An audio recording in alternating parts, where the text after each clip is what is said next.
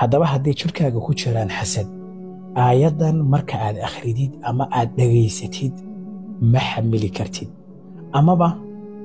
waxa suuragala tikraarka faraha badan leh ku celcelinta faraha badan leh aayadan inay sabab u noqoto inuu ilaahay subxaanahu wa tacaala xasadka kaa kaxeeyo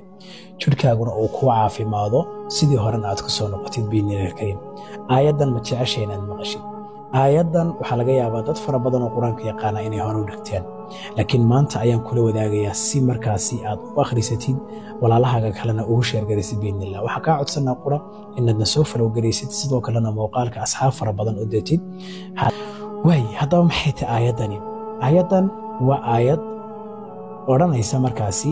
am yaxsuduuna annaasa calaa maa aataahum allahu min fadli ila aakhir aaya aayadda am yaxsuduuna annaas aayaddaas waxaa lagu furaa markaasi xasadka qofka ku celceliya ee jirkiisa xasadka ku jirana bannaanka ayuu imanayaa waanad ka caafimaadaysaa aayadda haddaan ku celiyo waa am yaxsuduuna annaasa calaa maa aataahum allahu min fadli faqad aataynaa aala ibraahiima alkitaaba waalxikma wa aataynaahum mulkan cadiima aayaddaas waa aayadda lagu furo xasadka asxaabtaada u sheergare